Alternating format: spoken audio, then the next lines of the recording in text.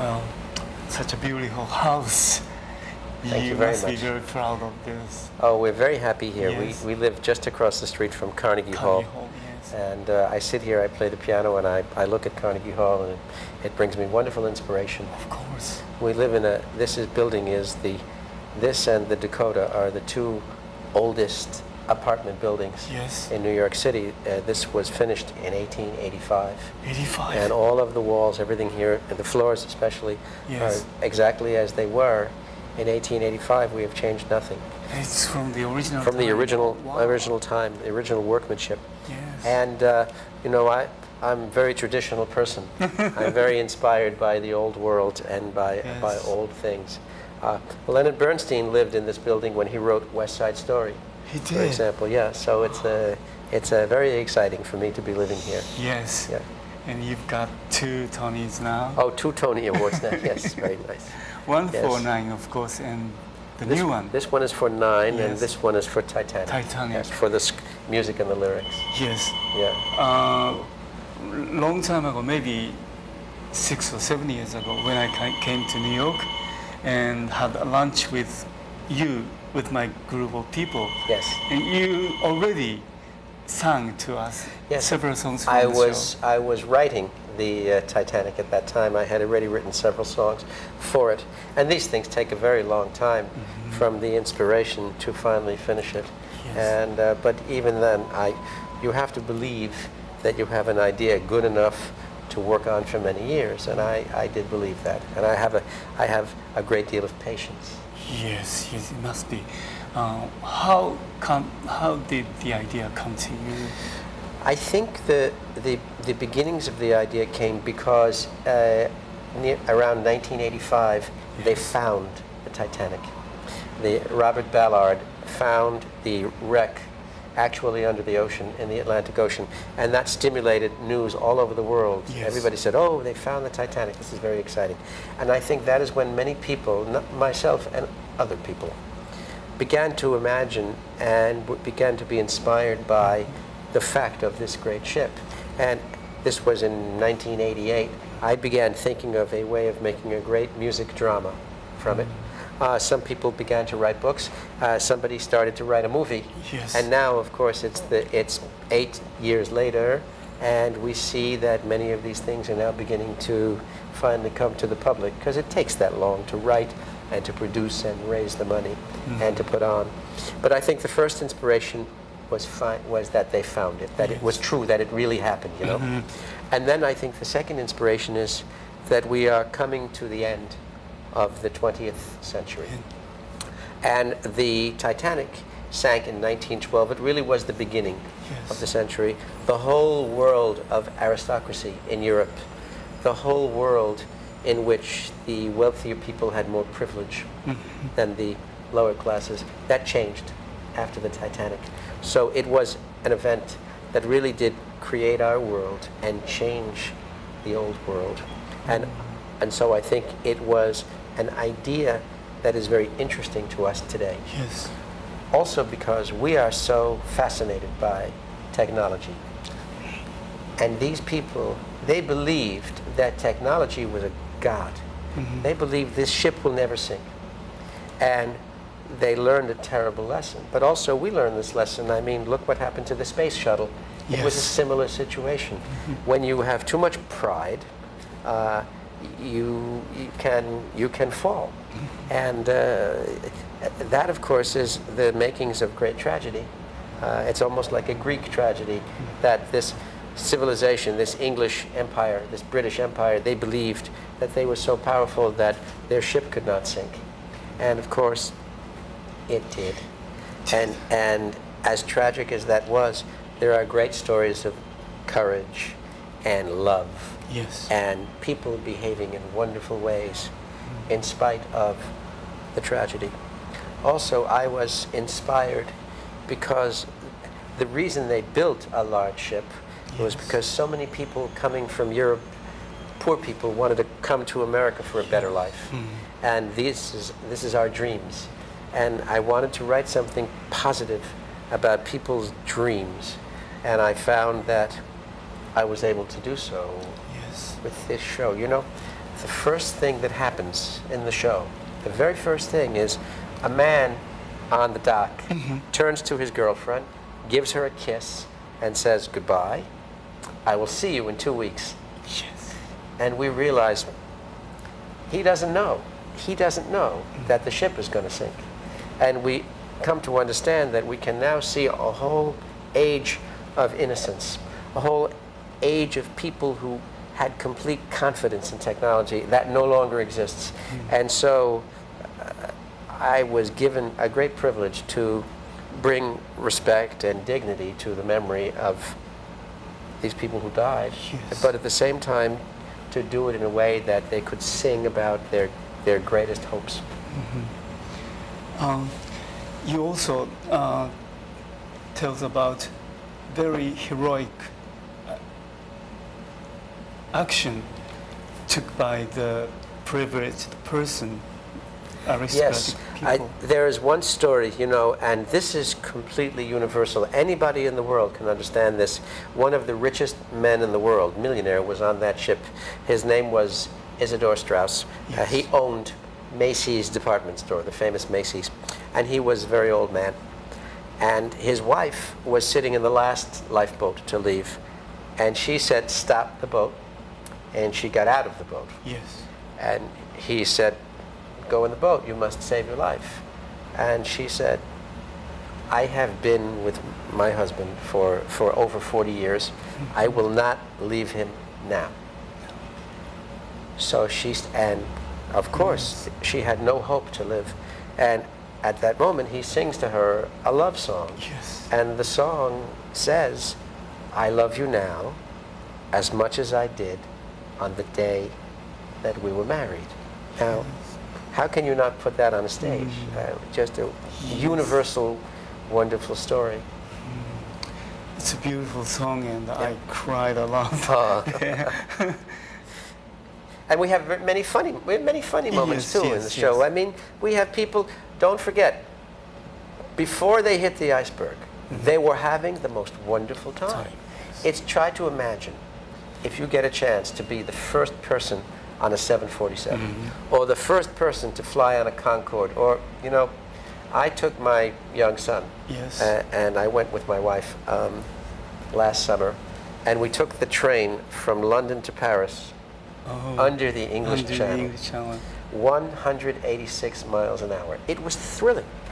It was so exciting. And so you can imagine how excited they were to be crossing on the first voyage of this great, it was called the largest moving object on the face of the earth. In the advertisements for it, they stood it up on its end, and it was taller than all the buildings that had been built.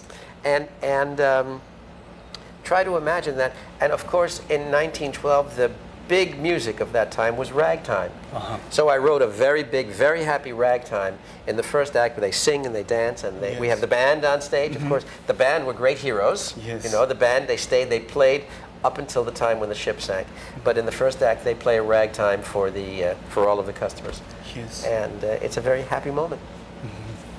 And he also stressed, emphasized the pride and pleasure the designer had. Yes.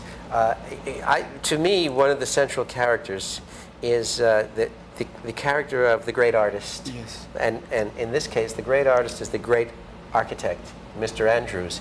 He designed this ship. And he begins the show with a song in which he says, in many civilizations, every civilization has a great project of technology. In Egypt, they built the pyramids. Yes. In Rome, they built the aqueducts, the Gothic churches, the Great Wall of China. He says, and my job, he said, was not to build a pyramid and not to build a church. I had to build a floating city. Floating A city. floating city. It has to be, if you could imagine it, everything that a city has, as big as a small city, 2,200 people on board. It has the lower classes, the middle classes, the upper classes. Then it has a government. It has the captain. Then it has all the workers, the crew, all the entertainment. Then it has to have the cooks, the chefs, it's a hotel. Yes. The busboys, the hotel staff, the stewards and stewardesses who make the beds. It is literally a floating city. But not only a city, and not only floating, but it must be fast, it must be beautiful, it must be safe, and it must be the biggest thing ever built. And so try to imagine that you are, it's like you're Michelangelo. Yes. And this is the project that you have. And try to imagine this man sitting in that ship when he suddenly realizes that it's going to sink. That everything he did is going to sink. And so when we, at that moment, just before the ship sinks, we see this man, Mr. Andrews, the architect, and on stage, the ship is depicted this way, so that it's just about to go down. And he is he's in a study, an inside room, and he's working on the blueprints of the ship, and he is trying to redesign the ship. He's almost losing his mind, trying to figure out what did I do wrong that this ship is sinking. And he realizes the problem. He should have made a wall higher. And at that moment, he stops himself, and he realizes, oh my God, this ship is going to sink. And he begins to sing a description of what will happen when the ship sinks. And of course, this is the magic of theater. Yes. Because saying what will happen and our imagining what will happen is always going to be much more terrible than any picture that you actually put on a stage. Yes. And as he begins to sing, the ship begins to almost completely go under, and it's a wonderful effect that we have on stage. But the heart and soul of it is still musical theater, still music and words, and a wonderful actor singing his heart out.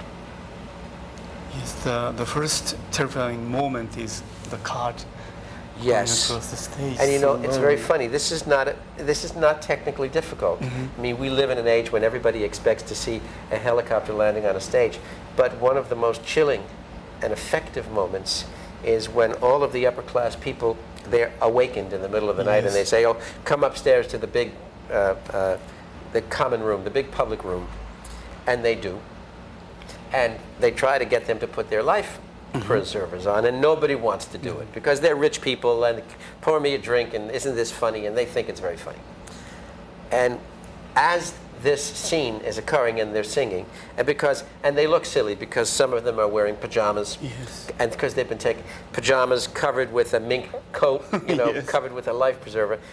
As they're milling around and singing, suddenly everybody stops because a tea cart on one side of the stage begins to shake, and the glasses on it start to rattle a little bit, and then it just very slowly goes from one side of the stage all the way to the other, and they follow it with their eyes. And that's how they know the first time that the ship has just done that, and that this can be very serious. And suddenly the whole play begins to turn around on that point. And it's a simple little device, but it's true. It has truth. Minimum activity, maximum effect. Yes. And of course the audience is also transfixed. Because we make you forget what will happen. You know what's going to happen. You know the story. Everybody knows the story of the Titanic, but you don't know when, and you don't know how. And also, you begin to see people behaving the way people behave. And people don't take things seriously. They think everything's going to be okay. You know, the very first lifeboats that left the Titanic were almost empty. Because people didn't think that it was safe in the water. The ship had lots of light. The ship had lots of heat. It was very big. It was supposed to be unsinkable. And why would you get into a little lifeboat and drop down 11 stories to a freezing cold ocean in the middle of the night in a little rowboat? It doesn't make any sense. And so the first lifeboat could carry 65, 70 people. That big? Yeah, but it left with 14 people. Then, of course, gradually the ship tipped lower and lower, and people began to understand that this is a serious problem. But by then, of course, they didn't have enough lifeboats to begin with, and now there's panic. Yes. And everybody's rushing to get onto the lifeboats until finally we realize at the last moment that husbands must stay, and the wives and the children are going to go, and there's a moment on stage when we have to pull them apart. Yes. And they sing a song across this terrible space Yes. to each other, and what they sing is, even then they hope. They sing, "We'll meet tomorrow. Somehow I'll see you in the morning, I'll see you tomorrow," even though they know they won't. They have no choice but to sing that. And so we go from the laughter of the first act Yes. to the tears of the second. And I also was very much impressed with the fact, just like you did in the Grand Hotel, you put the very deep meaning with the lower class people and workers on the board. Yes, yes. After all, these are the innocent people, and in many ways, they were the victims of the tragedy.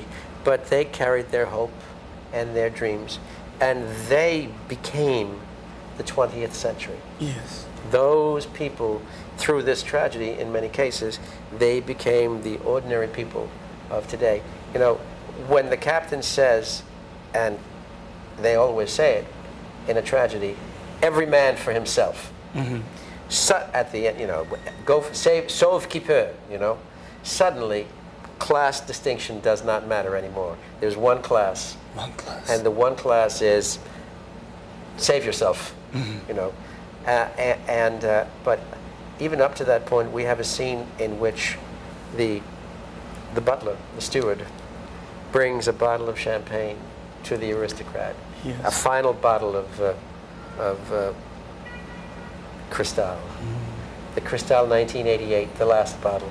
And he pours them a drink. Yes. And even to the end, he follows his duty. Yes. By taking care of the people he has taken care of all these years.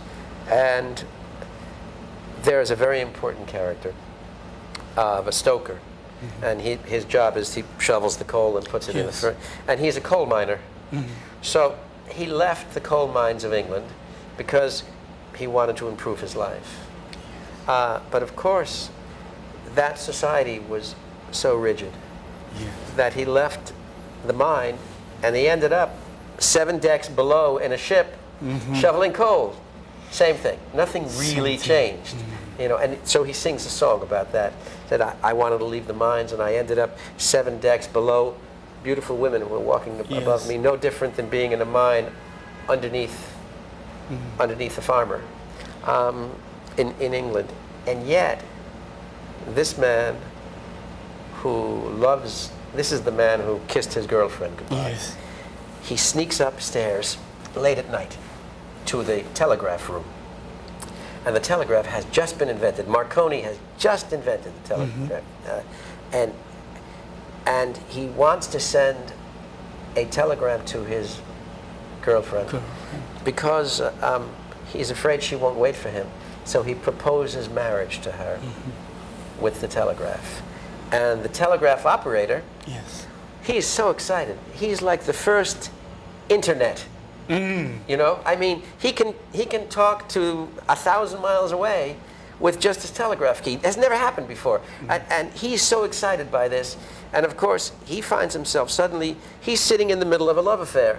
Here's this man who wants to propose to this woman, and he's the man who sends the message deep in the middle of the night. And it becomes a duet that they sing.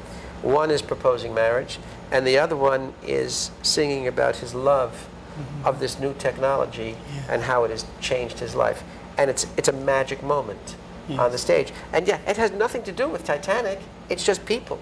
Yes. So again, I think we find in theater that the theater depends upon, and the musical theater depends upon characters. Yes. And people who you love, and who you love to see on the stage, and who you care about on the stage.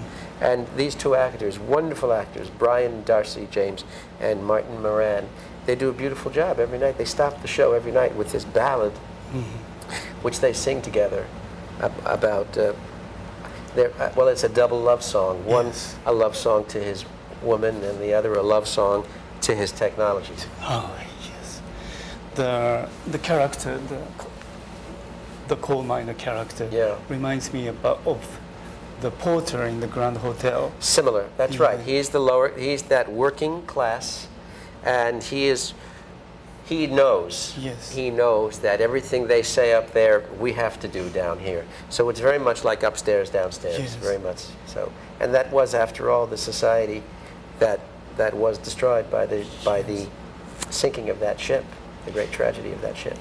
And in Grand Hotel, many things happen, many tragedy, Yes.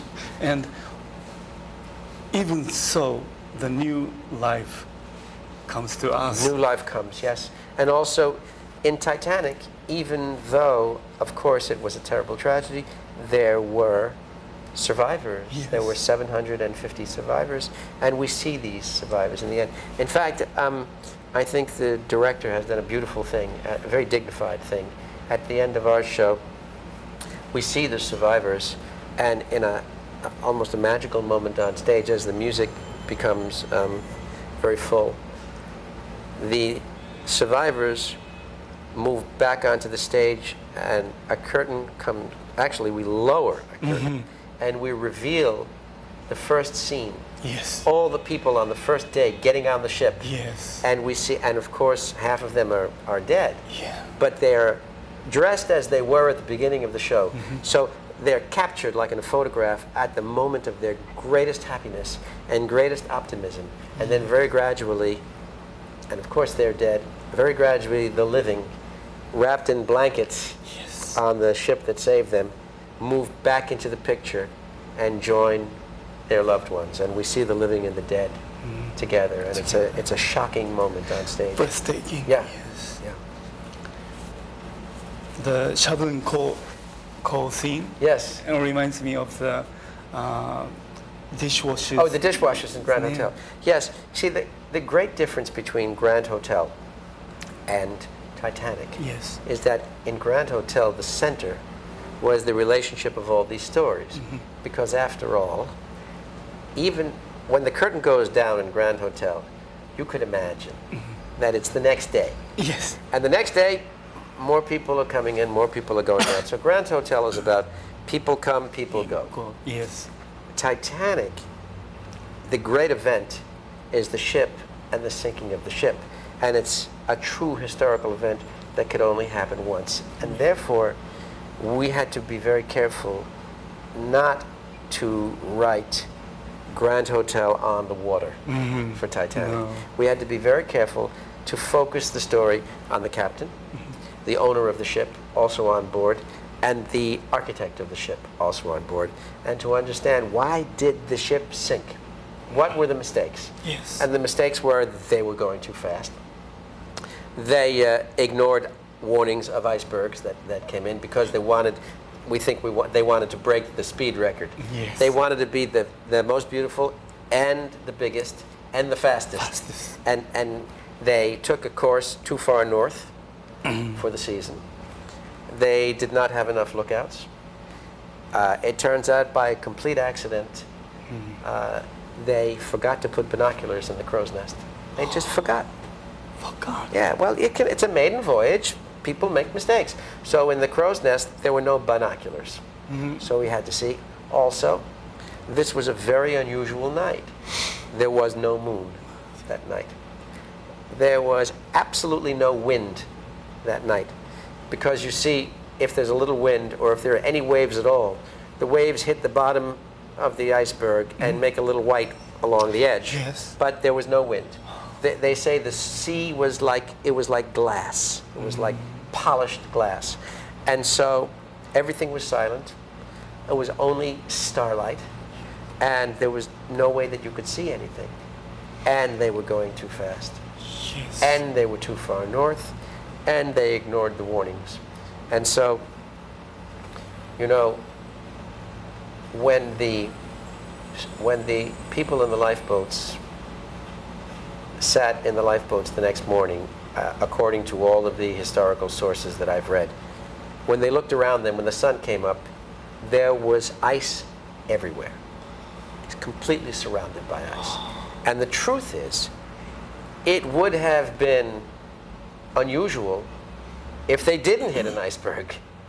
I mean, that they were going into so much ice, it was very likely that they could have hit an iceberg. Also, there was a ship 10 miles away that could have saved them. But they had their telegraph turned off for the night. Why? Well, because that was, they changed the law after the Titanic sank. They made it a law that you have to keep your telegraph on all night. Yes. So, but some members of that ship saw the flares that were sent from the deck of the Titanic, but they thought it was a party. Oh. They thought it was fireworks, so they ignored it. So you begin to read the history of it, and you begin to see the unbelievable nature of this tragedy. And like all tragedies, everybody is interested in every single detail of it, and I think these details are what makes this a human story. Yes, you know? yes. Your music was very grand, very classic, It had and to be, also very yeah. inventive. Thank you. What was the biggest difficulty for you? Well, to it was not compose? so much difficulty as making the discovery of what kind of music it has to be. Oh. You know, every show has presents a kind of a problem that needs to be solved in terms of the musical style. Of course, it's always going to be my music and Broadway music, but for example, in The King and I, Richard Rodgers had to find an exotic color to the music, Yes. so that it would reflect that, you know, that part of the world in Thailand. In West Side Story, for example, Leonard Bernstein had to find the pulse and the jazz of the inner city, you know, Yes. and an urban edge to the music.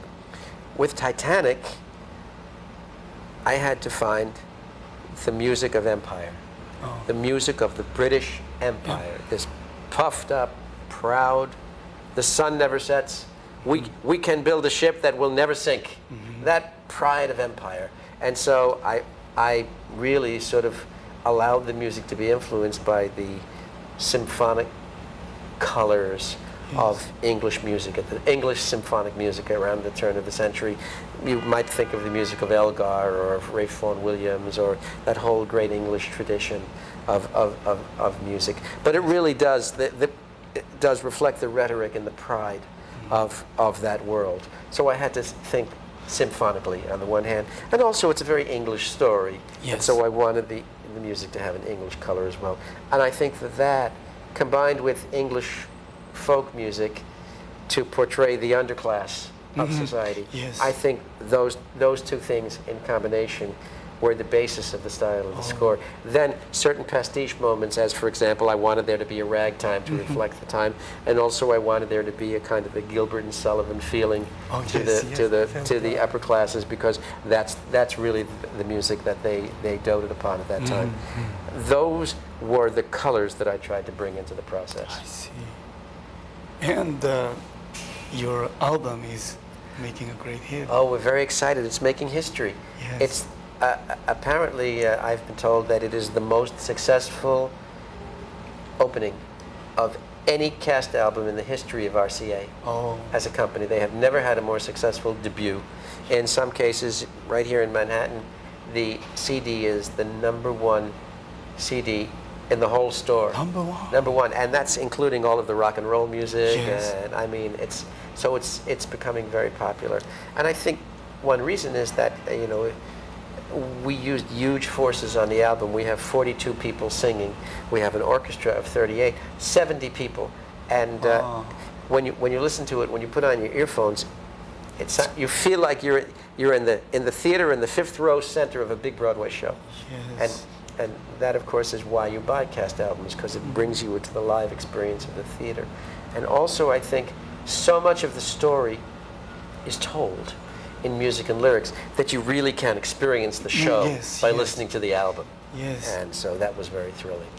And how do you like the visual effects on the stage? Oh, very exciting and very original too. Yes. I thought the director understood that the theater, it is a big theater. Yes. But the theater is much smaller than the Titanic. Yes, of course. So if you tried to build something like the Titanic Yes. on the stage of the theater, you make the Titanic as small as the theater. So he had to find a way of making the Titanic, a piece of it here, just the bridge alone was the size of the theater. So you imagine, well, if the bridge is the size of the stage, how big is the ship? And so also he used great style to do it, so that the audience is very clear, this is not a photograph of the ship, this is an artistic rendering of the ship. This is, in some cases, painted, in some cases done beautifully with lighting. And by doing that, we understand that this is a completely theatrical experience. You use the theater for what it can be used for. Movies are to do specific and literal. And I think that the imagination of the director and the set designer was very helpful in being able to tune in on the emotional line of the story. Yeah, they almost covered all the time.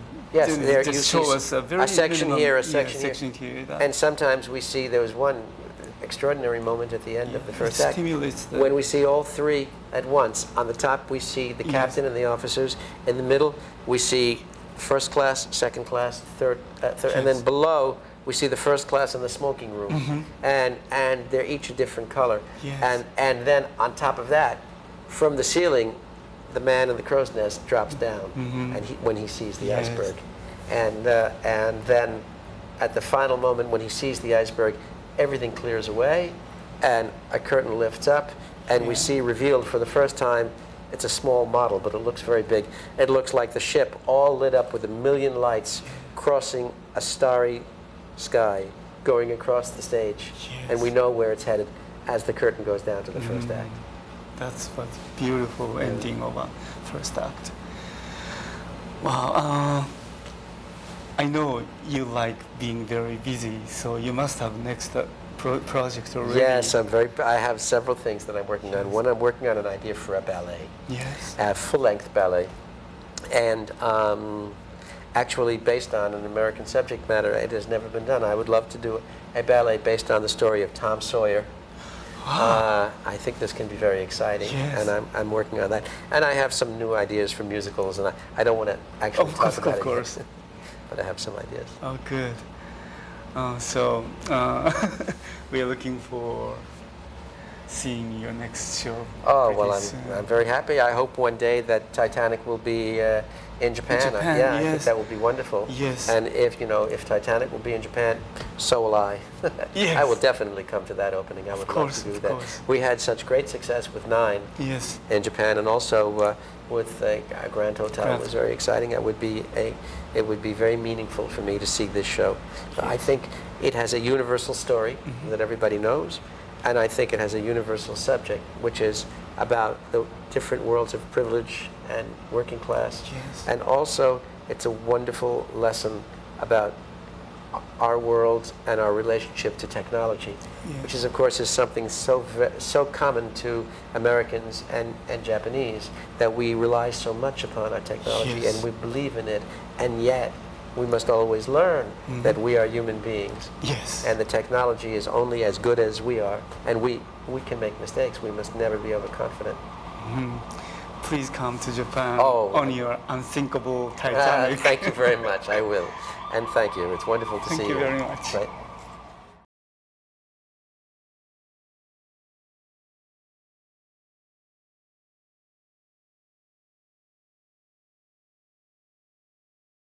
Thank you. Please May I? Yes, please.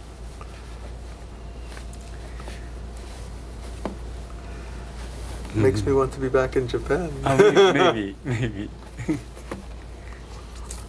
It's a lucky sign.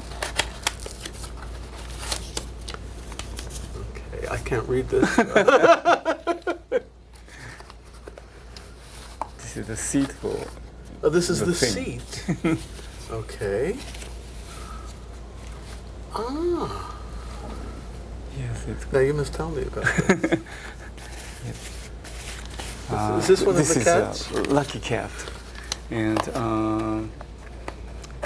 when he raises left hand, he invites customers. And when he raises right hand, Yeah. he invites money. Okay, So- I'm for the customer. Yes, yes. Because the customer brings the money. Money, yes, for us. Yes. I will keep this, let's see.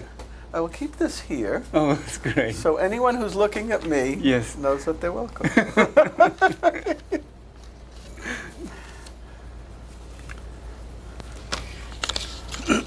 I still want to come back to Japan. Yes. Maybe in January. January. Maybe. Oh, with your show? Maybe. To see Victor Victoria Oh. in just- Japanese. Yes, yes. So I hope. I Yeah. hope I can You work do? that out. That's great. Yeah. Right now, the girl who is starring as Victor Victoria Yes. is having a farewell performance at the Yes, Takarazuka Star Takarazuka this month. this month. Yes. And she is retiring from Yes, Takarazuka. from Takarazuka, Yeah. graduating. Oh, you say graduating? Yes, Ah. because the performers of Takarazuka are called for the lifetime Yes. pupil. Ah. I had dinner with her Yes. at Sardi's. Oh, Yeah. Beautiful. she's a beautiful girl. Beautiful. Yes, she's a beautiful girl. I'm sure she'll be wonderful in it. Yes, Yeah. yes. I understand you have very unique career and unique activity on Broadway, and you started as a child actor Yes. in a legendary musical, Yes. Peter Pan. Peter Pan. Well, Yes. before Peter Pan, Before Peter Pan, The King and I. King and I. Yes. Yes. With Gertrude Lawrence and Yul Brynner. Oh, the original cast. The original. Yes, yes. Yes. I came into the show 3 months after it opened on Broadway Yes. because the young man who was playing the Crown Prince Mhm. got too tall. Oh, So I came in, and I was in the show for 15 months, yes. and my understudy was Sal Mineo. Wow. What a great See, my feat. claim to fame is that he Yes. was my understudy. Oh, yes. But he went on to become a film star So your first career was Crown Prince. in The King and I. Wow, Right. that's a great I was start. 13 years old. Oh, Now I'm a little older. a little. And you go into Peter Pan? Yes, I After went that. from King and I went into Peter Pan, Mm-hmm. and then from Peter Pan into a show called Plain and Fancy Yes. about the yes. Amish people in Mhm. Pennsylvania, and then into Mr. Wonderful with Sammy Davis Jr., Wow. and then Finian's Rainbow, Yes. Oh, a that's, revival, and Mhm. then the original company of West Side Story. yes, you play I was one of the sharks. sharks. Yes, Oh. I was one of the Puerto Ricans. Wow. So that was the original company, and that was probably the most exciting show of all. Yes. I was in Jet. You were a jet. Yes. Playing You were A-Rod. Polish, and I was Puerto Rican. That's very funny. Polish American Yeah. and Puerto Rican American. Yes. And you were all in Peter Pan. You were, of In course, Peter with- Pan, I was a lost boy, Yes. and then I was too tall. Yes. So I was a lost boy in California before we came to New York, and then when we came to New York, I understudied the alligator. Oh. So that's I a was not very important happy role. as an alligator understudy, Alligator. and I left to go into Plain and Fancy. But you worked with Mary Martin. Oh, yes. Then. Yeah. Yes. And Mary Martin, well, I was sort of jumping ahead, Yes. but I produced many shows in Mhm. England.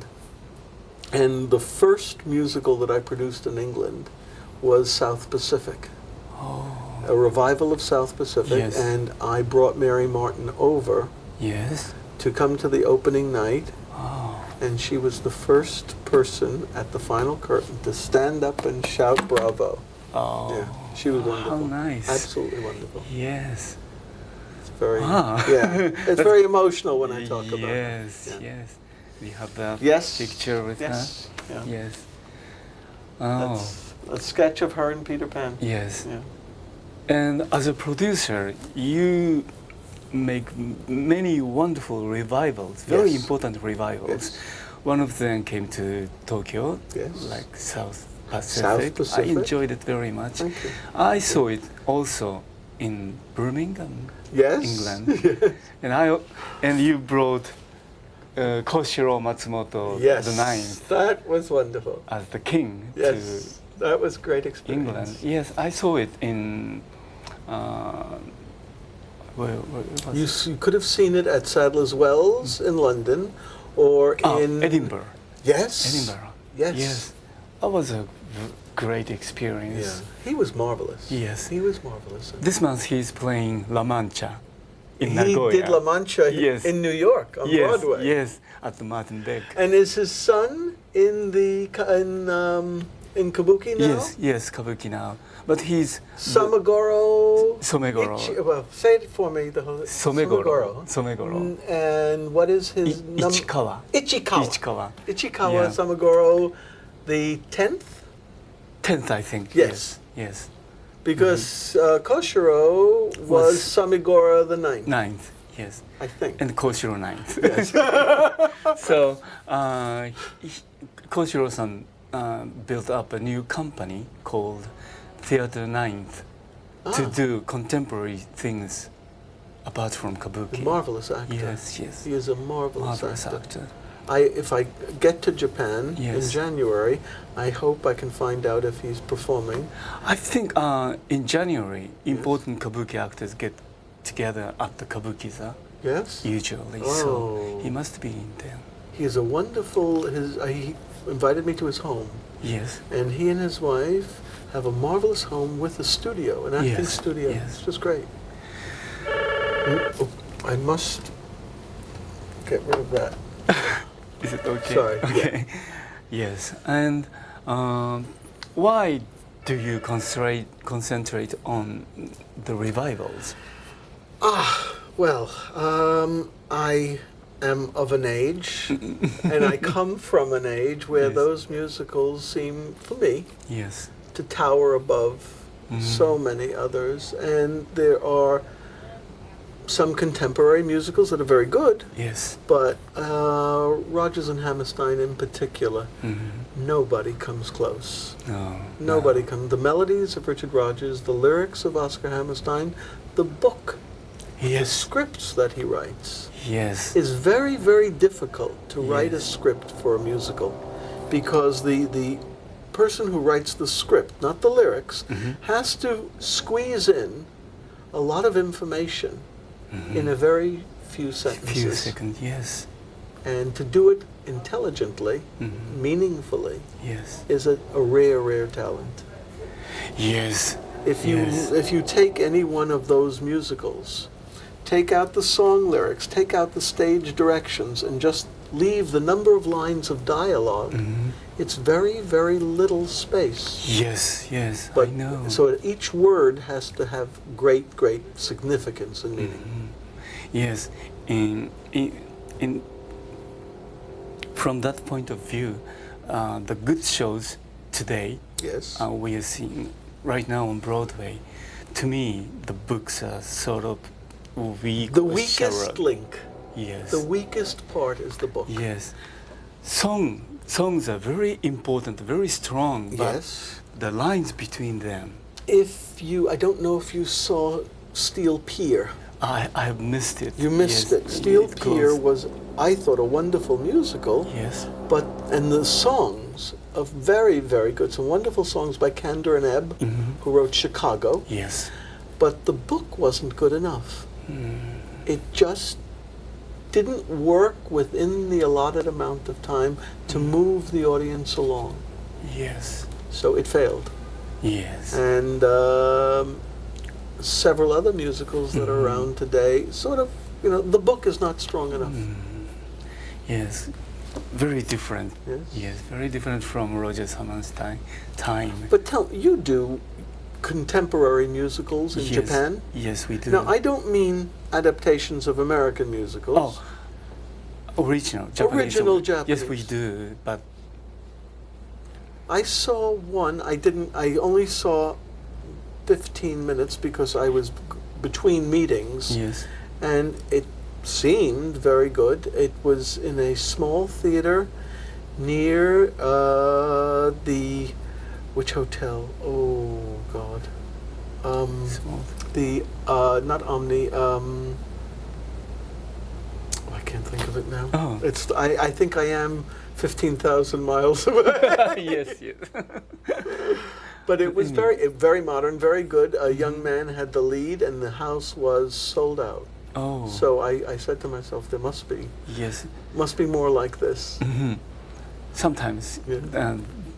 we can do it very successfully, but most of the time, The book, Western musical? Western musical, yes.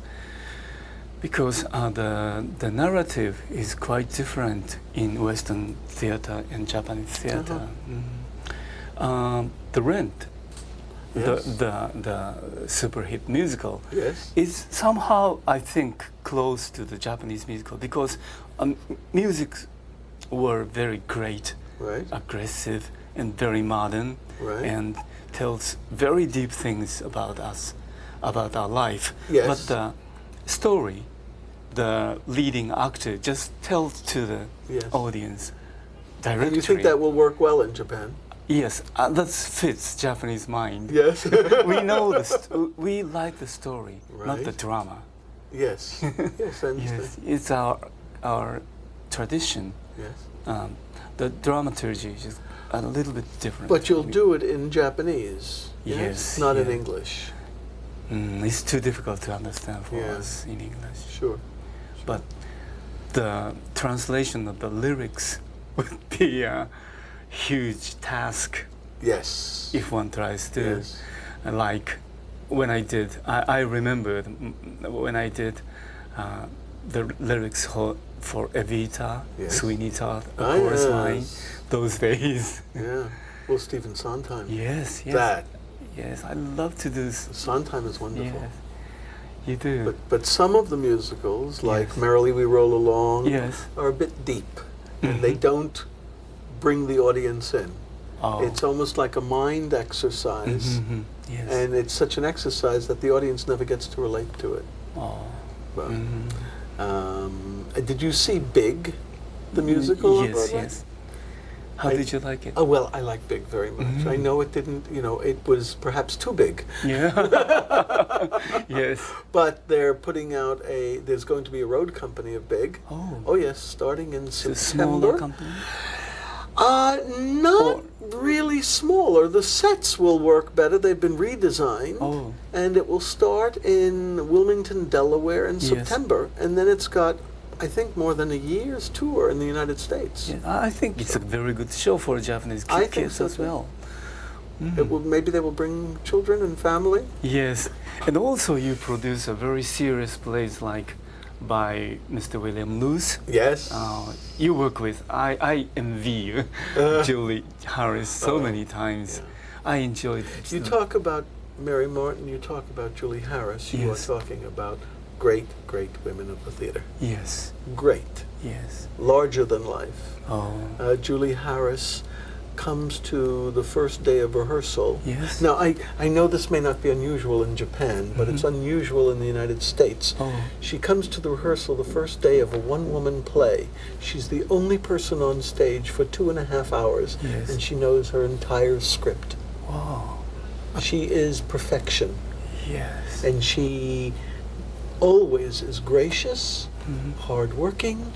There are stars in the American theater who think it's fashionable to be late Oh, and to have temper tantrums. yes. Not Mary Martin when she was alive, and not Julie Harris, who is, thank God, still alive and Yes. flourishing. She's in the gin game now. Yes, I saw And it. she is what I would say the consummate professional. Oh, Always perfection. yes. And a great actress. Yes.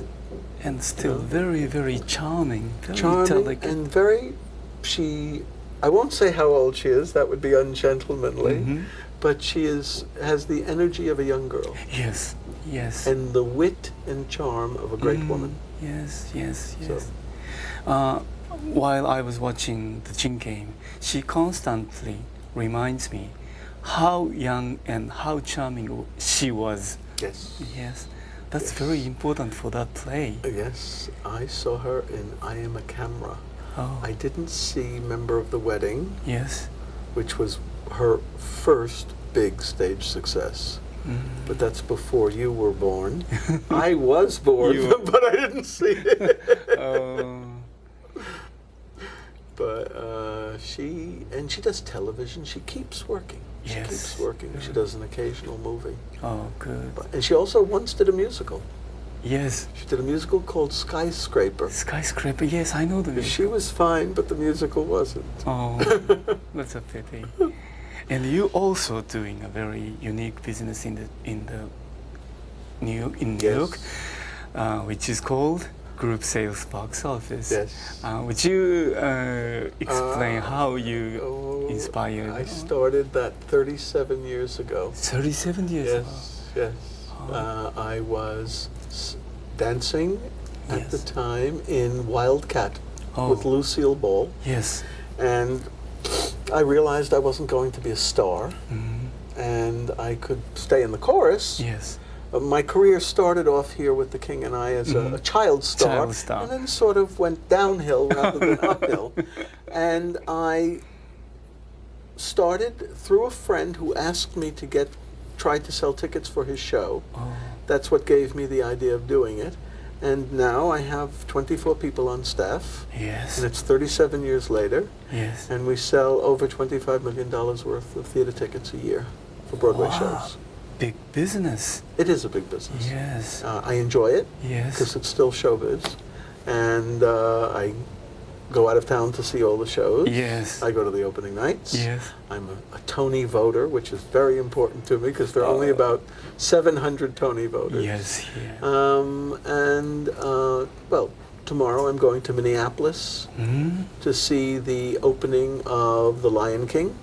Oh, which they're going is, to open. yes, a stage production of The Lion King, Yes. produced by the Disney organization. Yes. It's coming in town in Yes. It will open, October. start performances in New York in October, Yeah. and open in November. Oh, yeah. The Disney organization has taken over what was a derelict theater on a derelict 42nd Street, and Yes. 42nd Street and Times Square are beautiful. They look like the Ginza to me. They look as Yes. they look as wonderful now as the Ginza looked last time I was in Tokyo. Yes. And it's made me very, very happy to be able to compare it favorably. They took over the New Amsterdam Theater Yes. on 42nd Street, and I have been inside.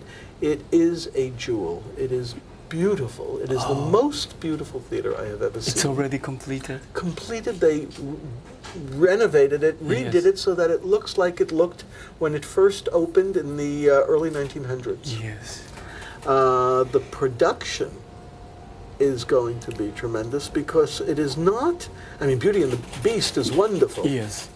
But The Lion King takes on a new aspect because it's not actors in masks trying to be animals. It's the masks become an extension of the head almost.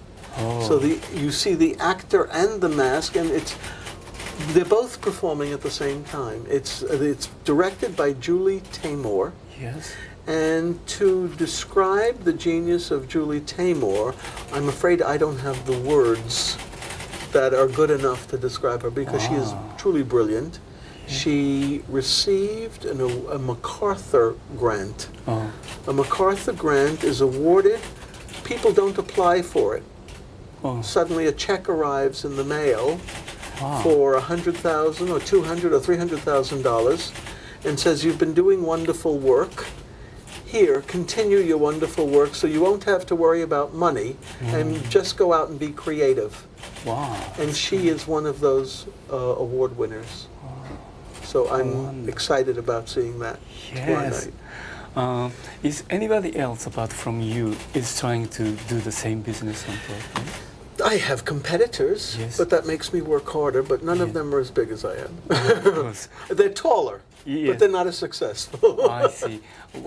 What is the secret of your success in this business? I love what I'm doing. I love theater. I've been around the theater. The first time, I have two sisters who are much older than I am. Yes. They took me to the ballet when I was 3 years old. I saw the Ballet Russe de Monte Carlo at the old Metropolitan Opera House Yes. in 1940. 40. Yeah. Yeah. And I've been going to the theater ever since. Oh. My children go to the theater. My wife loves the theater as much as I do, although she's not from the theater. But when we started going together, and since we've been married, she's with me Yes. almost every time I'm at the theater. Oh, good. So- When I met her, Yes. I felt she is not a professional theatrical person, No. but a very, very good critic. Enthusiastic Very and enthusiastic. very, very perceptive Yes. of what people like, won't like, what's working and what's not working. No wonder your children Yeah. love the theater. Yes. Well, one of my daughters is in the theater now. Oh. Not directly in the theater. She is working with a very famous singer, Yes. and I'm not allowed to say who she's working for, but Oh. that person is going to be touring or appearing in Japan in September, starting a September. world tour Yes. with her new album, but I am not permitted to say who. Oh. So you will have to figure it Figure out. out. Yes, I will. I will. Otherwise, my daughter will not speak to me again. Okay. Yes. And I have another daughter who's married and lives in London, Yes. and she has been involved in theater in Toronto and London. Yes. She does press, Oh, good. so she's So you're from legendary ages, and you're still living Yes, Legend I'm of still Broadway. enjoying it. Yes, that's so I have great. the best of all possible worlds. Yes. Well, when we talk, Yes. you know how I feel about the shows that I Yes, see. It's yes. never. I mean, when I go to London, I get off a plane. And I will go to the theater that night. The time difference doesn't matter. I once read a quote of a Japanese businessman, and I don't remember who it was. And the article, it was in either Time or Newsweek, it said he gets off the plane in New York and hits the tarmac running. Meaning he gets off he lands, gets Yes. off the plane, and he just keeps going. I did that the last time I went to. I used to when I first went to Japan. Yes. I would think, oh my God, the time difference. This is terrible, and I've got to go to sleep. And the last few times I've been to Japan, I get off the plane and I hit the tarmac running. Good, good. Last time I came here to New York, that was a Saturday. Yes. I get off the plane around 11:30 in the morning, and I catch the 2 o'clock show. That's the way. And 5 o'clock show, 7 o'clock show, and That's 10:30 cabaret. Man after my own. That's what I love. Yes, I love. yes, I love when, that. When I first got married, my wife and I would go to London. Yes. I wouldn't tell her all the shows we were going to see because Oh. she would say, "Oh no, I can't." But we would get out of a 2 o'clock show, and in London, Yes. it's easier Yes. to see more shows Yes, in one day. yes, So we would yes. see a 2 o'clock Saturday matinee, then a 5 o'clock show, and then an evening show at 8 o'clock. Yes. And I wouldn't tell her we were seeing a show at 8 o'clock. So we would get out of the show at 5 o'clock, and she'd say, "Well, now where are we going to dinner?" And I'd say, "We're not. We're seeing another show." That's great. We are having the same disease. Yes, it is a disease. Yes. It is a disease. I don't think the It's rest of the very population understands us. Lucky disease. That's why we talk easily. Yes. So, thank you for Thank this you. interview among your very busy hours. And you're going to Minneapolis. Yes. Yes, tomorrow. Yes. So we're just in time. Yes. Thank you very Thank you. much.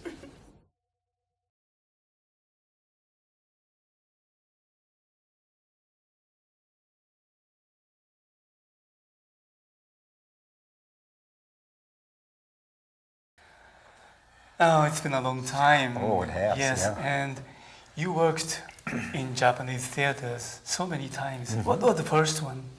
The first one was K2. K2. Right. Bunta Sugara Bunta Yes. and Riho. Ryo Kinomoto. Yes, Kinomoto, Yes. yes. The set was astonishing for Yes. us at that time. Uh-huh. And your direction was so delicate and so strong. Thank you. and so real to us. Uh-huh. Just like watching the two-person really lived in the blizzard on the high mountain. And the next one was? The next one, I think, was with you and Hashizumi-san, Yes. where we did Streetcar Named Desire. Yes. And then Bent, Bent. and then Miracle Miracle Worker Worker. the first time, Yes. and then Women of Manhattan with Sayuri, yes. and we did it in that new building that was breaking in a whole building. Waterfall. Yes, of yeah, Tokyo. and then Miracle Worker again. Again, So yes. I've done 6 productions. 6 Yeah. productions. Oh. And 2 with you. Yes, I'm so lucky. And Yoshie-san, now she's called Yaeko, succeeding her mother's big name. Still, she wants to do the streetcar again. Yes. Yes. I wish she'd do also Maggie and Kat, or Catherine in Suddenly Last Summer. I think she'd be marvelous in those, or even that part in Night of the Iguana, Maxine, because I think she's just got such a wonderful earthy kind of quality. Yes, yes. I have to say, Yoji, that I have just been so privileged in Japan, the actors I've been able to work with. I mean, people like Koji Yakusho and people like Shinobu Otaki. I mean, I find them 2 of the best actors I've ever worked with in my life. And I'm very fortunate. And those Japanese experiences have been the highlight of my life. You know, it's just they've been wonderful, wonderful experiences. But you are also very busy and active as a director in America, of course. Yes, yes. My career has taken a different turn here, especially with the studio, because we've enlarged the studio so much that I'm really, you know, I certainly wouldn't turn down a Broadway play or an off-Broadway play, but as far as going out on the regional circuit anymore, I'm just not that interested. I know there's about 4 or 5 regional theaters that I was a candidate to be an artistic director of, and I did not get those jobs. I was runner-up at about 4 places, but I really decided that the business firm that was submitting me, I've really written to them and said I really want to concentrate totally on the studio. Because we moved, the last time I saw you, we were down on East 4th Street. Yeah, that was in front of La Mama, the famous La Mama. And what we've done here, we've taken over 7,500 square feet of space that was just raw. And so we built all this. And with what's happening here at the studio, I'm really excited. And I'm also directing some plays and some kind of material that I've never directed before, like Chekhov and like Ibsen. And there's even a couple of Shaw plays I want to do, and I can do them here. And I don't know what opportunity I'd be given to do them anywhere else. And it's at my age and the experience I've had, it's a wonderful stretch for me. And I feel I'm old enough now to finally do Chekhov. I think I understand it just out of age and life experiences. Where if I had done it 20 years ago, I know I was very pleased with the production we did of The Seagull. And I don't think I would have been able to do that play 20 years ago, because I don't think I really understood it 20 years ago. Also, Chekhov had written some of his plays very young, but I always thought I need to be at least 50 to do his plays. You're exactly right. You're exactly right. I'm getting close to Well, you're that. turning 35 or something like that, right? I'm the one that's 60.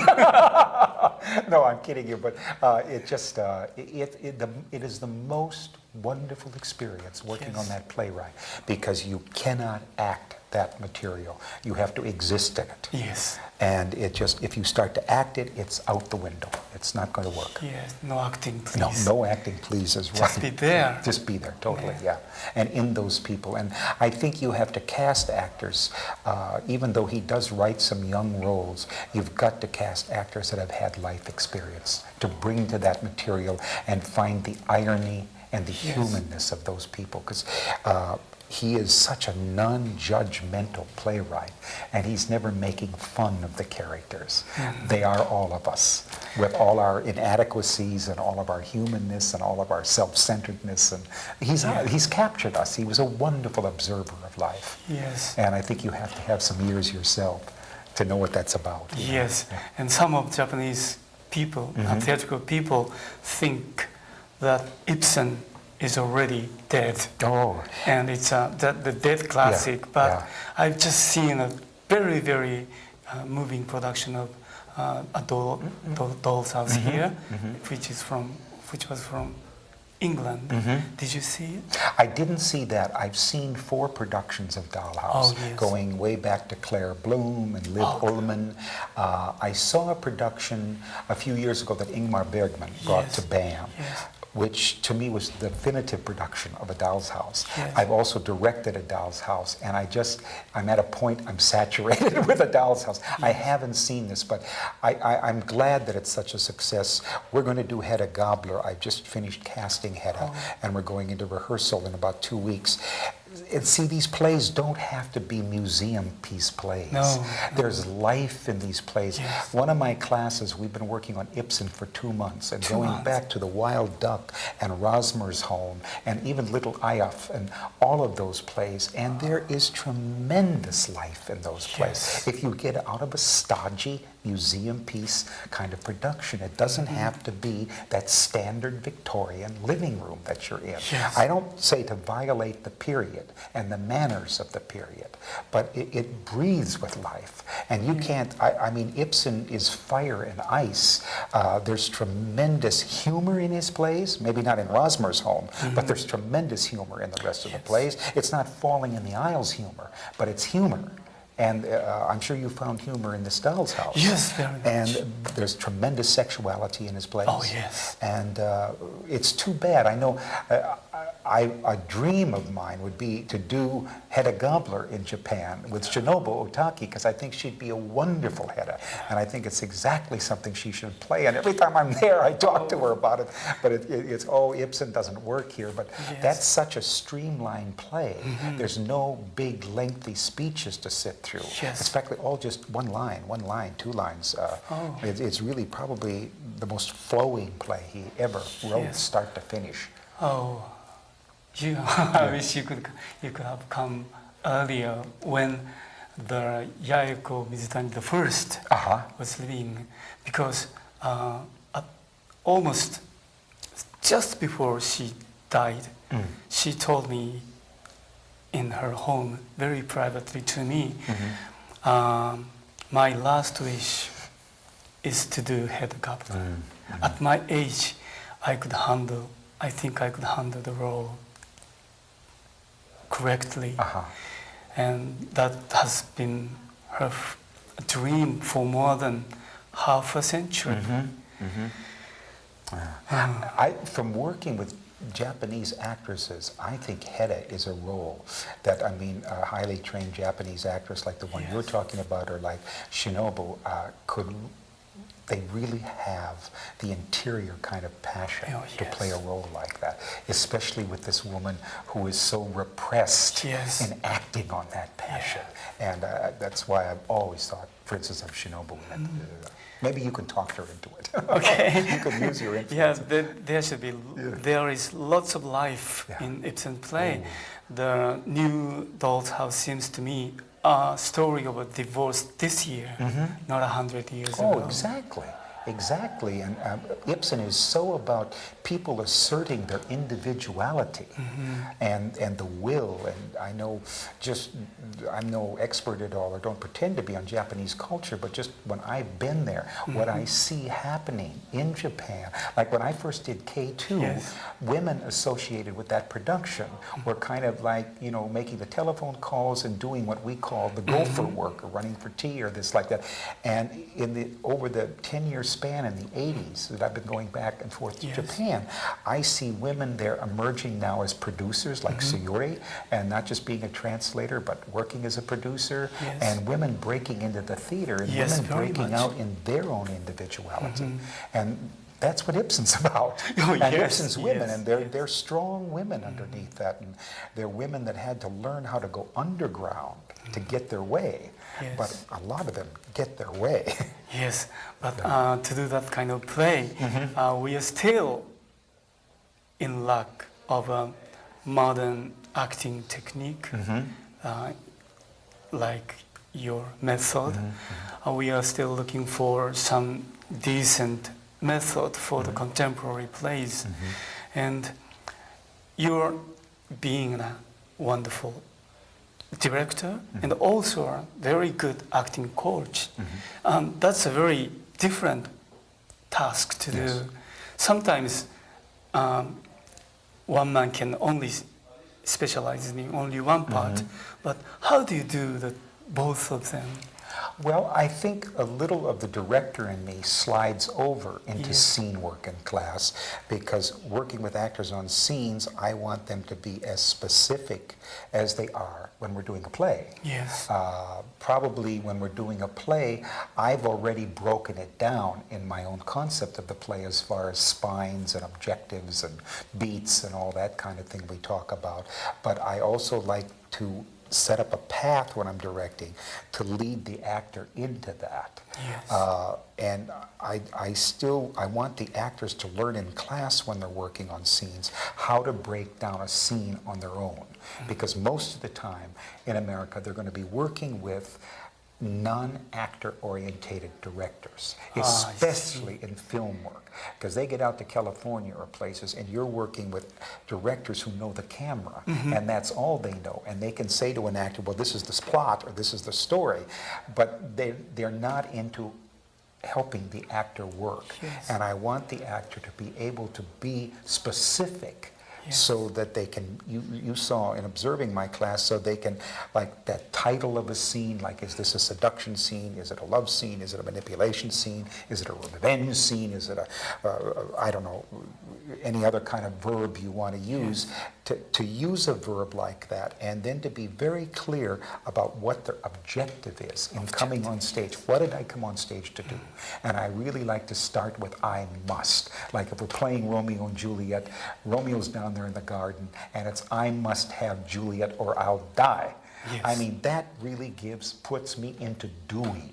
So, I mean, that's where the director carries over with me in class, those kind of specifics, because this kind of thing of wandering around until you find your feelings, oh, I hate that kind of work. And I just, so you find your feelings, and 2 days later we come back to the scene, and you don't know how you found that as an actor, and you don't know how to get back there unless there's a roadmap for you.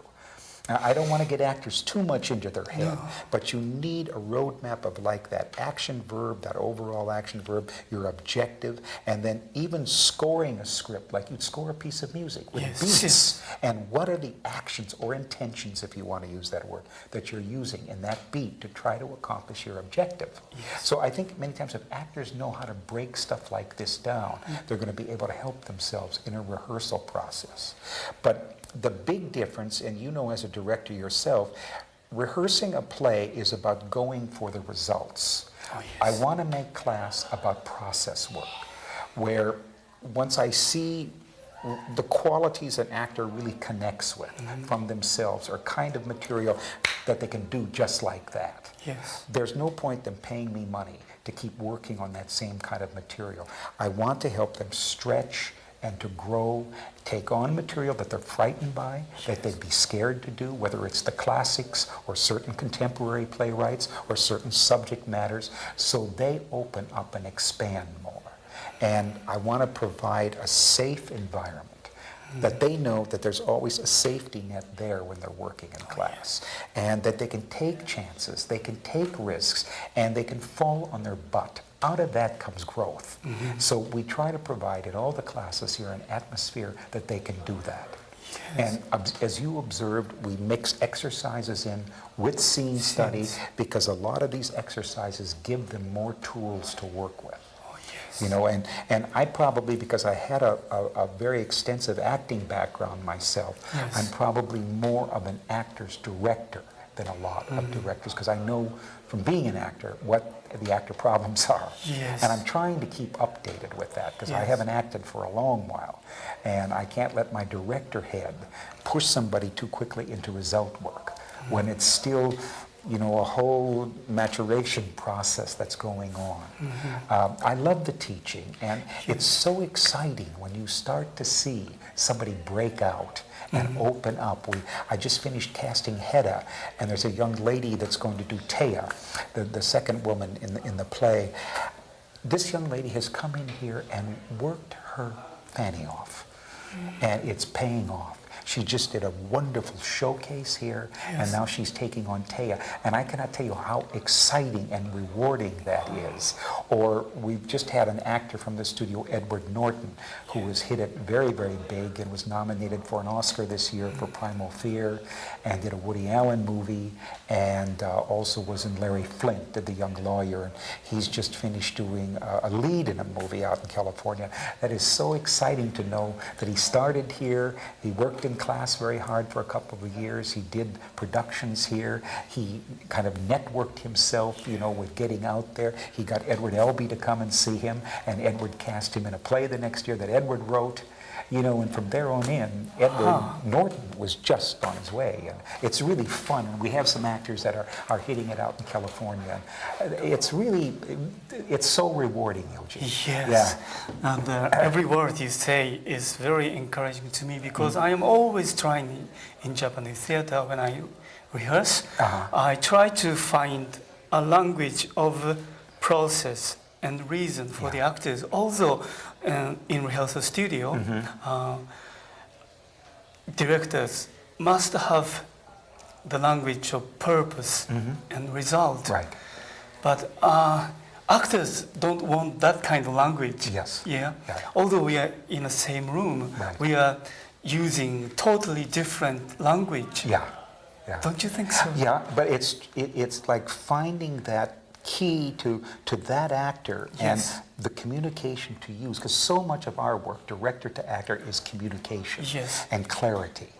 And I think if we can help an actor provide the whole atmosphere that they can find the role. I mean, we can present a lead for that in a path that we're going in, or talking to them about the character, but then to see the actor start to find it themselves and leave us back. You know, let's say in a rehearsal, now you have longer rehearsal periods in Japan, but in America it's usually 4 weeks. By the 3rd week, when I'm directing something, if the cast doesn't start leaving me behind, I know I'm in trouble with the show. If they haven't really dropped into it by that 3rd week and are showing me new insights, I know the show's going to be in trouble every single time. You know, and it's like, I think so many times, knowing when to give what note when. We had a marvelous experience when we were rehearsing K2 here, and the playwright, who was very helpful. Sometimes you don't want the playwright at rehearsal because they get crazy right away when actors are working on process, and but that's not what I wrote, that's not what I wrote. And you want to say, I know it's not what you wrote, we're going to get to that, but give this actor a time to take on what you wrote. But this playwright, Patrick Myers, was very, very helpful and wonderful to have at rehearsal. And about the first week of rehearsal, he gave Jeffrey DeMunn a note, and Jeffrey was playing the role that Leo played. And Jeffrey said, Patrick, that's a wonderful, wonderful note, and I will use that note, but I'm not ready at this stage to use that note. If you don't see that in 3 weeks, bring it up again. It was a wonderful way of handling something without putting down the playwright, you know, but just an actor that had enough experience to know that this note right now is not useful for me in my creative process. Something like correct at the end might not be right or correct at the stage before. And it's like we had the same thing, because on Broadway, you know, we preview for 2-3 weeks sometimes. And I was doing a lot of notes the first week of previews, and Jeff called me to the dressing room and he said, I absolutely love your notes, but could you not give me a note for the next 2 previews? Because I find myself coming on stage and playing your notes, and I'm not acting, I'm not dropping into this. So he said, I love the notes, please don't stop them, but just give me 2 days now to really digest all of this and do it. It's a wonderful way to work. I mean, he's a lovely, lovely actor. That's the reason I would like to start the rehearsal at least half a year before the opening. I don't need every day. Just 3 days a month. It would be enough. But actors would do other films and TVs and maybe sometimes other stage. But he or she always will keep thinking about the role. I couldn't agree with you more. Because see, I've even come to the belief that 8 hours a day rehearsal is too much. 5 hours where you come in and work for that 5 hours and leave. Oh, It's yes, perfect. yes. I used to rehearse 8, 9 hours, like in regional theater. Yes. You go home at night after 8, 9 hours of rehearsal, you don't want to pick up a script. You're saturated. You want to turn on TV, you want to just move away from it, you know, and it's counterproductive.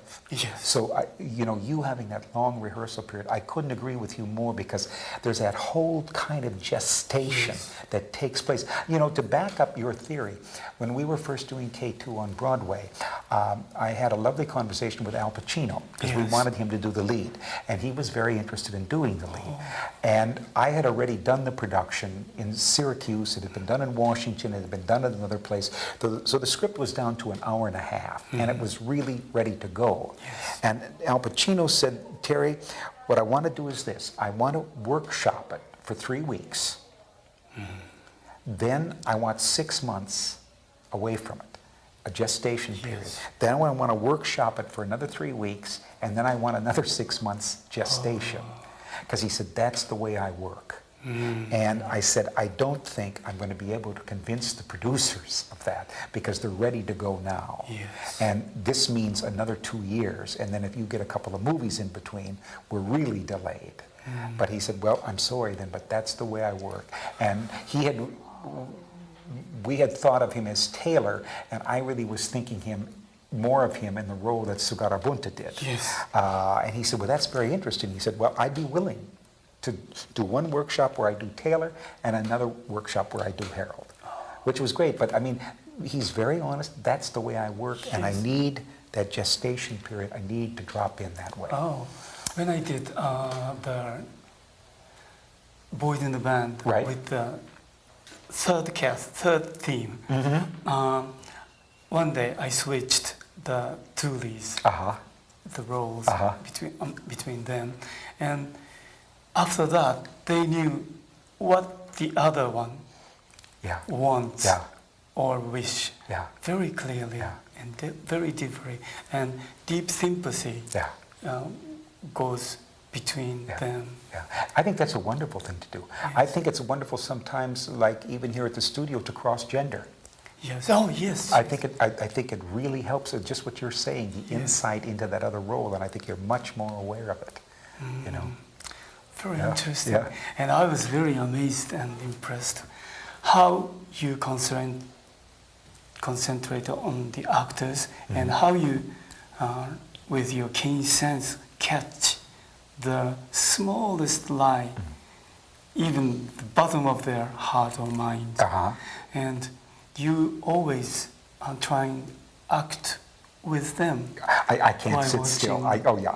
People, an actor screamed at me one time, you're like Toscanini out there, where you just please sit still. And I can't. I get involved, and it's like somebody watching television. And I just, when it's, it just takes over your whole body yourself. And I think, but that's the only way to find the false point from other actors, what actors doing. Yeah, because you got to get out of just your head with it, and into your own body with it, and feeling through your own body, because so much of the work is in your body and sensory equipment.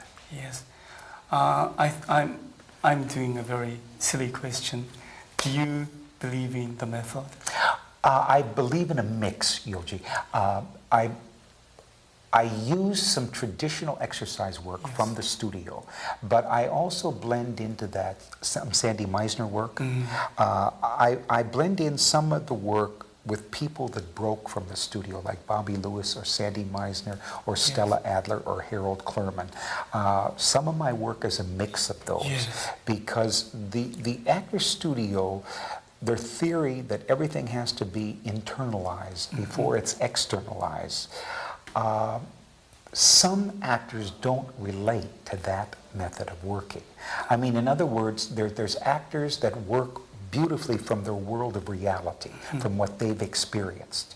There are other actors that work much better from, like Sandy Meisner or that other school of thought, from the creative as if. They work much better from their fantasy world than the world of reality. I mean, we get actors sometimes who have had terrible childhoods. They don't want to go back to some of that stuff. They've left it alone. They don't want to relive it again. And that's where I find to force somebody just into a method way of approach, at least Lee Strasberg's method way of approach. I think the two schools should be blended. Yes. And yes. that's what we do here at the studio. It's very much the theory at the studio. I don't think there's any one school that is the be-all and end-all. And I think what's important with an actor is that if they spend some time here or at another quality place, the actor gets exposed to the kind of work that's being done at that place. If they go on with their career and they work a lot, the actor is going to develop their own method, which is their method, not anybody else's. It'll blend with some of the things they've been taught. It'll blend with things they've picked up. It'll blend with them knowing about what turns on their imagination. Yes. So we're trying to cover at least the two basic American schools of thought here. And I think it helps an actor open up much more. Because there's a lot of stuff with the actor studio. In studying the studio, I've always felt it was really Elia Kazan that made the actor studio. I mean, Elia Kazan made all those people stars, movie stars in the 1950s. I think a lot of the work, and certainly Kazan's work, is anything, whether he's doing a stage play or whether he's doing a movie. It was very different than Lee's work. I mean, Elia Kazan's work was always heightened actions, very heightened actions or intentions. You know, that's not where some of Strasberg's work, which gets so buried internally. And I find that kind of work works best on film, because film is eyeball acting. Really, when you see, I was watching the actors today in a movie I saw, and how that camera lingers on somebody after a line, and what it picks up from the eyeballs. And if you do stop-start with film, with the real good film actors, you'll see it's all eyeball. You got to be relaxed. If you can think the thought, the camera's a truth serum, and will pick up the thought. But I find for a lot of American writers, let's say starting in 1960, when there was a big shift, when we had people like Sam Shepard, Edward Albee, Israel Horovitz, Leonard Melfi, Lanford Wilson, I'm just naming a few, Arthur Koppett, those writers, starting in 1960, broke with a kind of playwriting that was very psychologically heavy, like Arthur Miller as an example, that kitchen sink kind of realism. These writers did not write that kind of material. I mean, to me, Sam Shepard is that close to farce. And farce, for me, the curtain goes up and you're already in galloping paranoia. It just gets worse. But look at, I mean, when you take Fool for Love and those kind of plays, the minute that curtain goes up, you're in a very heightened reality. So getting back to the method, that kind of internalization and staying down here, you know, and talking like this, it won't play with that kind of material. Or you take Edward Albee, he's very verbal, extremely verbal. You know, and the offshoot playwrights of that school, like Michael Weller or Richard Greenberg, a lot of those kind of writers, they're very verbal writers, and you've got to get up there for that. And that introspection. When I see sometimes classic method actors, classic actor studio actors, I don't want to name names, but one of them in particular I've seen 3 times on stage. I wouldn't pay to watch him again, because he's so working within himself that the plays have never happened. On film, he's wonderful, but it doesn't, anytime I've seen him on stage, it doesn't work. I don't think he's playing with anybody. And as far as I'm concerned, the 3 productions, he sunk all 3 of those with this acting style. And, you know, and again, with the classics, you know, I mean, if you're working on Shakespeare, Shakespeare tells you what you're thinking. You've got to get into the words. The words will tell you what to think. Digging around with all kinds of psychological stuff, Shakespeare did not write from that. You know, he's got the iambic. You've got to obey that, and you've got to use the words with the correct emphasis. That will take you to doing that material. That certainly will take you to the emotional life.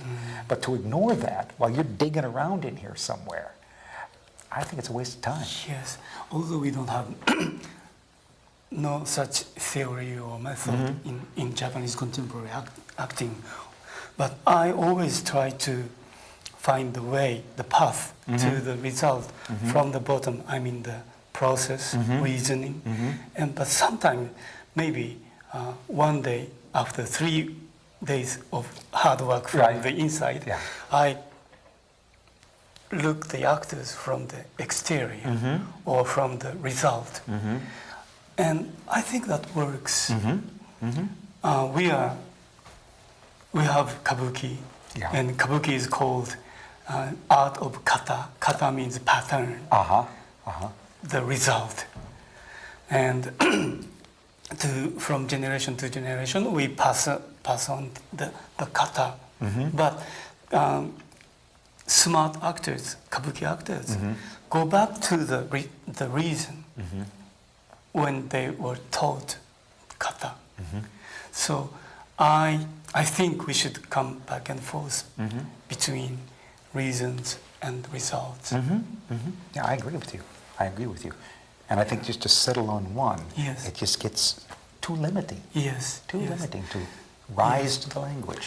Or certainly to rise to what those kabuki actors that I've seen so much kabuki when I've been there. Yes, when I was allowed to watch your class, I was so relieved and felt so relaxed, because you are not concentrating on the method, from the inner thing only, but also you are giving the advice from exterior, from result side, or some place between the reason and result.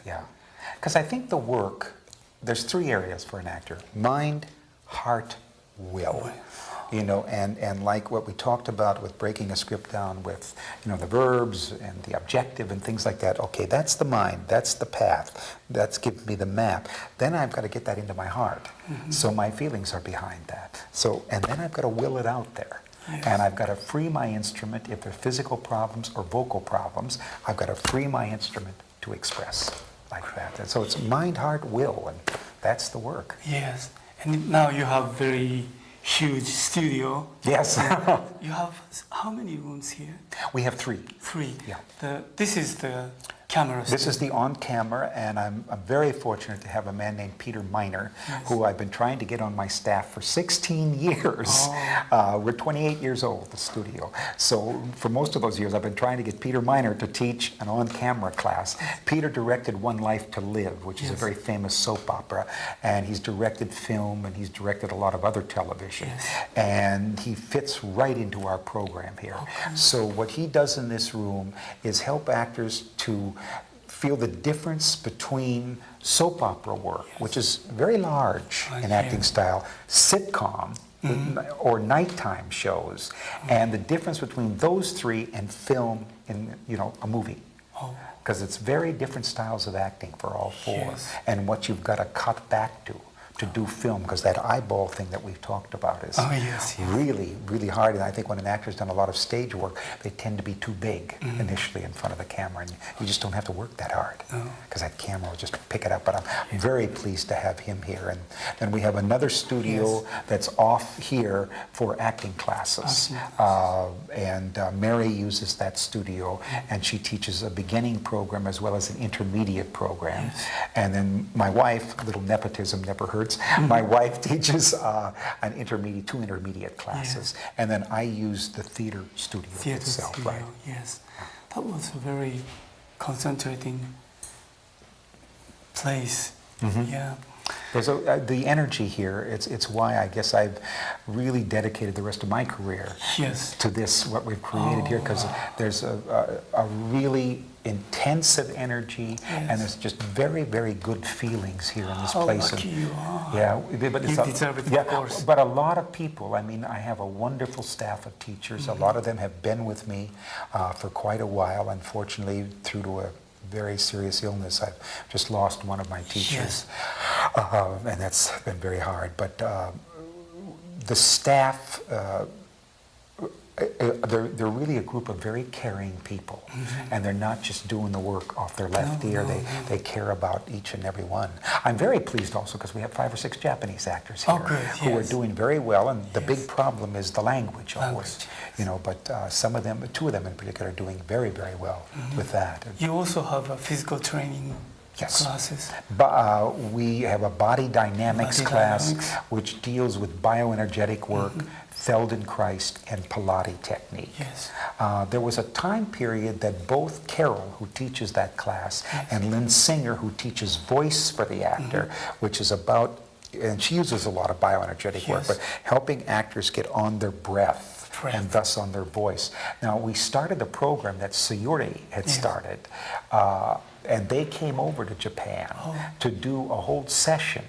And I don't know, it was like, I think when some of the financial times changed a bit in Japan, because they were all set to come back for a second year, and I think Kuramoto was helping to find a sponsor, and then the sponsor pulled out and the whole program fell through.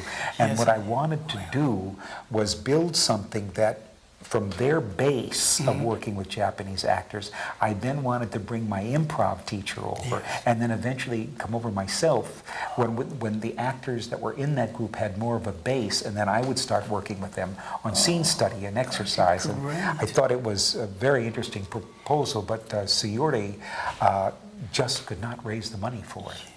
You know, it was too bad. The financial situation is quite different. 10 years ago. And you also, of course, you have the acting classes, and I was very much interested in the career development class. We don't have that kind of. Well, see, it's so important here because these actors have to really get out and network themselves. Even if they have an agent, they've got to hustle and find out what's going on and how to get in there to be seen for it. And that career development thing, it works on a lot of personal things and things that you might not even be aware of that you're putting in the way of your career. I think I used the example of the one woman that came up to me and she said, thanks to that class, I now have an immaculately clean apartment.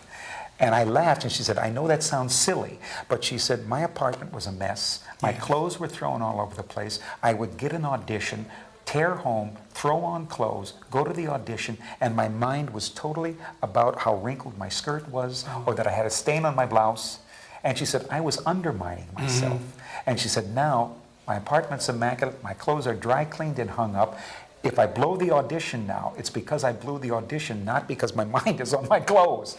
But Jay does a whole thing with that class, the teacher Jay Perry, called the Clean Sweep Program, which is filling out about 4 pages. And you're going to be amazed at the end of those 4 pages what you put in the way of your own career.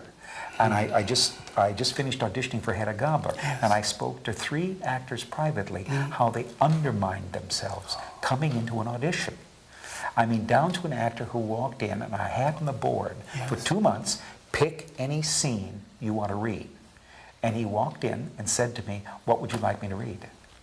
And I said to him, I said, do you know how egotistical that statement is? You're assuming that anything I give you to read, you're prepared for. Now, I know you didn't mean it that way, but it reads that way, that you've got an ego out to here. And I had told you to prepare something. Another woman came in to read for a period play, 1890, in cut-off jeans. And I said to her, I'm not going to even read you. I mean, I can't look at you in cut-off jeans and tennis shoes for a period play. I mean, it's right on the board. I don't expect you to rent a costume, but you certainly have a long skirt. At least wear that to this. But see, it's all like helping some of these younger actors that undermine themselves like that. And right away, because in New York, you're read. When you go to an audition, you're read by the people that are casting it. You're read the moment you walk through that door. It doesn't start just with the reading. And what comes in your body and what comes in your voice is picked up immediately. It's interesting, Yoji. I was once casting a Broadway play, and I was talking to the producer who was always sitting in the back of the room. And with seeing a lot of people, at the end of the day, we would have the same score sheet of who we were calling back. And I said to him, what criteria do you use in judging somebody? And he said, well, let's take 100 people. Yes. He said, I will have eliminated 75 of them by the time they walk from the wings to the center stage. Yes. There's nothing in their body. There's no self-ego. There's no self-esteem. There's no confidence in that body. They're apologizing for being up there. He said, the next 15 can read 2 lines, and I know they're not right for the role. So he said, there goes the next 15. So we're down to 10. And he and I had about the same 10 people every single day that we were calling back. Yeah, it's amazing. Yes. But it's to try to help a lot of these actors not to hurt themselves, because it's so hard to get a job, you know. And then the pressure you're under at an audition. I know Edward Norton, who did, you know, really hit with the Primal Fear movie with Richard Gere, they had auditioned every young male actor in New York, Chicago, and California. And Richard Gere was about to walk out on the movie because they couldn't find the young boy. And Ed, through writing letters and campaigning, got an audition, flew to California. He said, I expected to walk into a room like we're in. He said, I walked into this airplane hangar. And there's Sherry Lansing, the head of Paramount, sitting in a chair, you know, and he said, it's just filled with cameras and all these, every head of Paramount.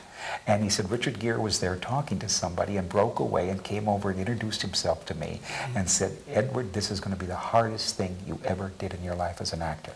And he said, I'm here to work with you. So relax. He said, I really blew my first on-camera audition. So he said, I'm here to work with you. And I guess they worked for about 5 hours. And Ed went back to the hotel. I mean, here's a kid, 24, 25 years old, right?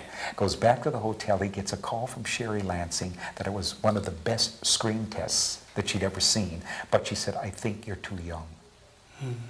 And she said, could you stay in town over the weekend? We're going to relight it on Monday and come back. And here's a kid, 24, 25 years old, with a major role in a major movie, sitting in a hotel room for 2 days. Can you imagine the tension building? And he went in on Monday, and they relit it, and he got it. You know, but I mean, to cope with that, you know, it's a tough business, and this audition thing is murder. And it's filled with tension, because there's so much at stake. And so much money at stake, especially with movies, television, Broadway shows. In Japan, we need that kind of class as well. Yeah, Yes. yeah, it's an important class. Important class. When I was auditioning as an actor, I always thought there should be no way to judge me just for watching me for 5 minutes or so. But when at my first audition as a director, I knew who I want. At the moment one comes in, That's right. Yeah, before you know. he does anything. Yeah. We were having a terrible problem one time, John Bishop and I, casting a play he had written, and we couldn't find the guy. And there was this guy that was recommended to us, and my old studio had a long corridor. This was a place on 3rd Avenue that you never saw. And John and I were sitting in the room waiting for this guy, and all of a sudden the door opened, and we saw this guy walk down the hall carrying a little duffel bag. And John looked at me, and he said, if that guy doesn't lisp, he's got the role. And it just, I mean, because the guy walking in physically, his walk, everything was, we were kind of looking like, if you equate it with football, somebody who plays a middle linebacker. And that's what walked into that room. It was a funny remark on John's part, but the minute he opened his mouth and read 2 lines, we said, that's it, thank you, you got the role. You know, because it's just, you know right away when it walks into the room. You know, the hard thing, I think, when you're directing is to get panicky when you can't find what you're looking for, and then settling for somebody that you think you can get to that or may have that, and you get into rehearsal and you find they just can't get there. And you're not Svengali, you can't do it for them, right? Yeah, that's true. Yeah. Wow. Yeah. Anyway, thank you very much. Oh, this has been fun. It's been a nice reacquaintance with you, because we haven't seen each other, and I've always enjoyed working with you so much. I wish we could have this kind of studio in Japan. Let's work on it. Okay. Yeah, we're both young enough yet. We got some years left, right, to accomplish this. Thank you very much. And please say hello to all my friends there, because I have such memories about it. And okay. Katie. Could you introduce your daughter, please? Katie made her debut this year at the studio, right? You're going to be an actress. You want to sit down here? Okay. This little lady, as a matter of fact, Katie was born right after we did The Miracle Worker for the first time in Japan, right? I met you one day after you was born. You don't remember that. No. What would you like to say, Katie, about all this, huh? With all the theater you're seeing and all the movies you're seeing. Huh? I've seen a lot of movies. Yes. In theater. Yes. And what do you think of doing the play this year, Thieves Carnival? I liked it a lot. Yes. Uh-huh. Anything else, Okay. Roger, that you Yeah, want to ask? it's okay. Yeah, Thank you okay. very much. Okay, thank you, Katie. Okay, okay, thank you. Thank That you was very just much. great.